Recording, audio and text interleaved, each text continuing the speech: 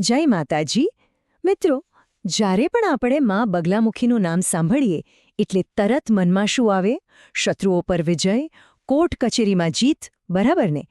પણ શું એમની શક્તિ બસ આટલી જ છે?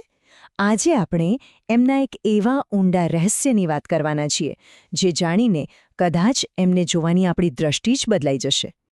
એટલે જ આ દેવીના સાચા સ્વરૂપને, એમની અસલી શક્તિને સમજવા માટે આ આખી વાતને છેક સુધી જરૂરથી જોજો.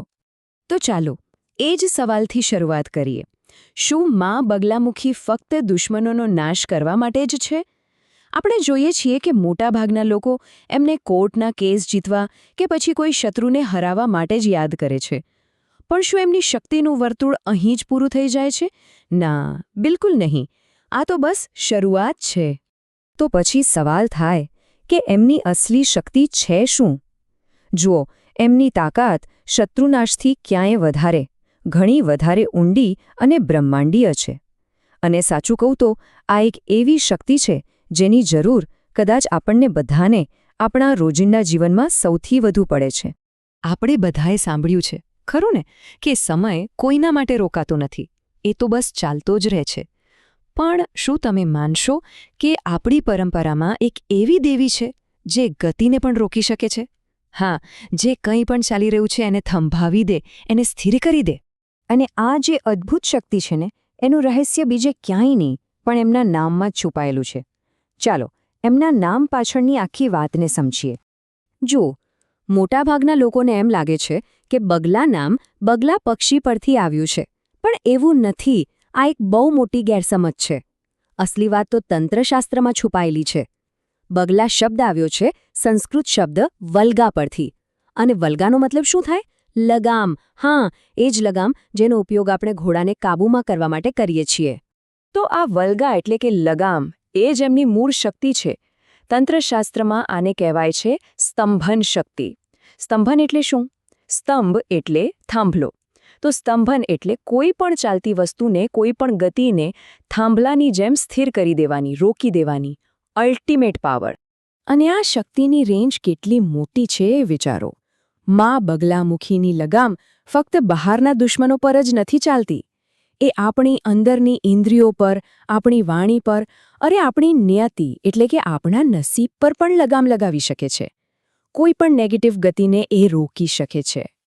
ચાલો આ શક્તિને હજુ વધારે સારી રીતે સમજવા માટે કેટલીક પૌરાણિક કથાઓ પર નજર કરીએ. એનાથી આખો કોન્સેપ્ટ ક્લિયર થઈ જશે. વાત છે સતયુગની.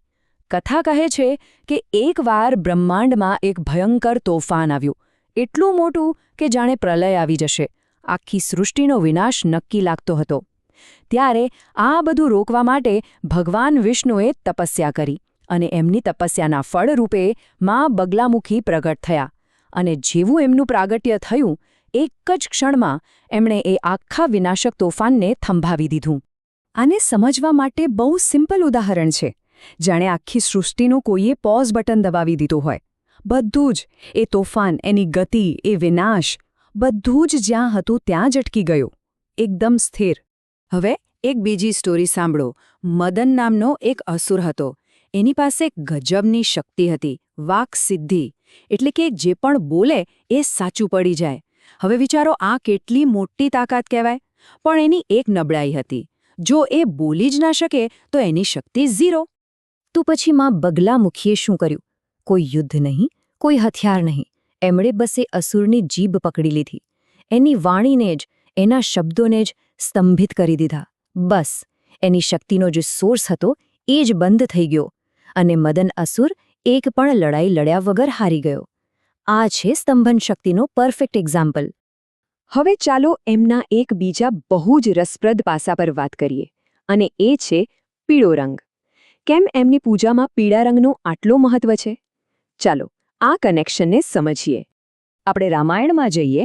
જ્યારે ભગવાન રામ અને રાવણનું યુદ્ધ ચાલી રહ્યું હતું, ત્યારે રાવણ પોતાની તંત્ર શક્તિનો ખોટો ઉપયોગ કરતો હતો.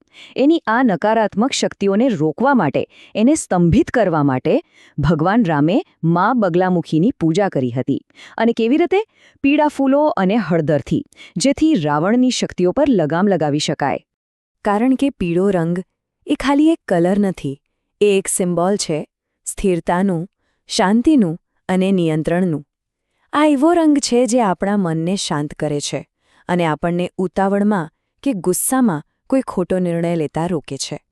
અને પીળા રંગ સાથેના આ ખાસ કનેક્શનને કારણે જ માં બગલામુખીનું એક બીજું નામ છે પીતાંબરા દેવી. પીતાંબર એટલે કે પીળા વસ્ત્રો ધારણ કરનાર. સારું, તો આ બધી પ્રાચીન વાતો થઈ, પણ આજના સમયમાં આપણા જીવનમાં આનું શું મહત્વ છે? આપણે એમની ઉપાસના કેમ કરવી જોઈએ? આપણે આ બધી વાત આજે એટલા માટે કરી રહ્યા છીએ કારણ કે આવનારી 24મી એપ્રિલે એટલે કે વૈશાખ સુદ આઠમના દિવસે માં બગલામુખી જયંતી છે. અને આ દિવસ આપણા બધા માટે એક બહુ મોટી, એક પાવરફુલ તક છે. સમજો કે આ દિવસ ફક્ત એક તહેવાર નથી, પણ આપણા જીવનમાં જે પણ નેગેટિવિટી છે, પછી એ બહારની હોય કે આપણી અંદરની, એના પર લગામ લગાવવાનો એક ગોલ્ડન ચાન્સ છે. આપણા મનમાં સ્પષ્ટતા અને આત્મવિશ્વાસ લાવવાનો દિવસ છે. તો ચાલો એક ક્ષણ માટે આપણે વિચારીએ, આપણા જીવનમાં એવી કઈ વસ્તુ છે જેના પર આપણે લગામ લગાવવા માંગીએ છીએ? એવો કયો ખોટો વિચાર છે, કઈ ખરાબ આદત છે જેને આપણે રોકવા માંગીએ છીએ?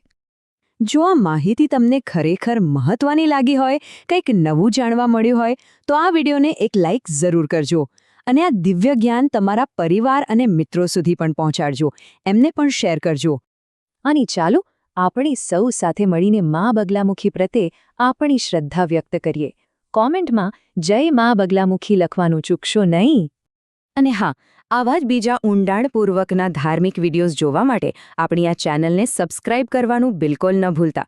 ફરી મળીશું. જય માં બગલામુખી.